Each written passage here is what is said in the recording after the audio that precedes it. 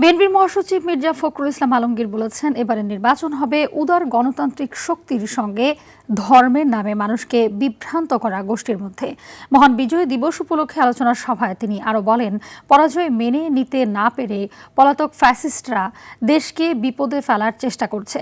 ফ্যাসিস্টরা হাদি এবং এরশাদুল্লাহকে হত্যার চেষ্টার মধ্য দিয়ে দেশে অস্থিতিশীল পরিস্থিতি সৃষ্টির চক্রান্ত করছে বলেও সতর্ক করেন বিএনপির মহাসচিব।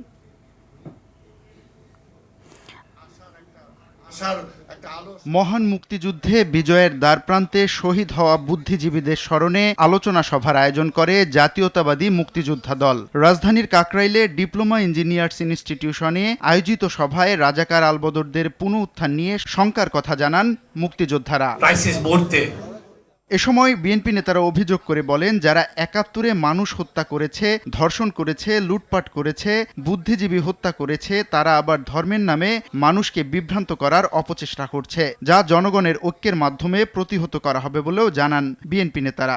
আমরা সবাই বলি ইতিহাস থেকে শিক্ষা গ্রহণ করুক, কিন্তু কেউ আমরা শিক্ষা গ্রহণ করি। বিএনপি মহাসচিব মির্জা ফখরুল ইসলাম আলমগীর বলেন, ৭১-এও পাকিস্তানিদের সঙ্গে থাকা পরাজিত শক্তি ধর্মের নামে মানুষকে বিভ্রান্ত করার চেষ্টা করেছিল। সেই ধর্ম ব্যবসায়ী এখন ভোল পাল্টে নতুন বাংলাদেশ গড়ার নামে আবারও মিথ্যা স্বপ্ন দেখাচ্ছে। 1947 সালে এই শক্তি সেদিন পাকিস্তান আন্দোলনের বিরোধিতা করেছিল।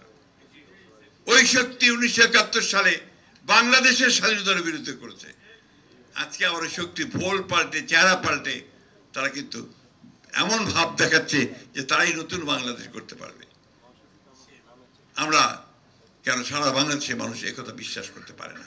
মির্জা ফখরুল বলেন, আগামী জাতীয় সংসদ নির্বাচনে দুটি শক্তির লড়াই হবে। ৭১-এর পরাজিত ধর্ম ব্যবসায়ী আর উদার গণতান্ত্রিক শক্তির মধ্যে লড়াইয়ে দেশের মানুষ ঠিক সিদ্ধান্ত নিবে বলেও আশাবাদী বিএনপি মহাসচিব। একটা শক্তি হচ্ছে বাংলাদেশের পক্ষের শক্তি, যেটা আমি আগে বললাম।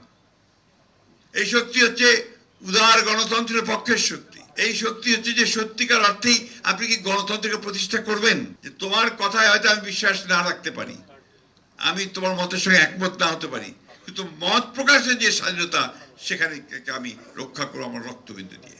তো সেই ডেমোক্রেসিকে আমি রাখবো, উদারপন্থী গণতন্ত্রকে রাখবো, নাকি সেই পেছনে পড়া যারা আমাদেরকে সবসময় বিভ্রান্ত করতে চায় ধর্মের কথা বলে সেটার দিকে যাব। আগামী 25 ডিসেম্বর বিএনপির ভারপ্রাপ্ত চেয়ারম্যান তারেক রহমানের স্বদেশ প্রত্যাবর্তন স্মরণীয় করার জন্য সবাইকে প্রস্তুত হওয়ার আহ্বানও জানান বিএনপি নেতারা। শামীম চৌধুরী, RTV, ঢাকা। দেখছিলেন শামীম চৌধুরীর রিপোর্ট।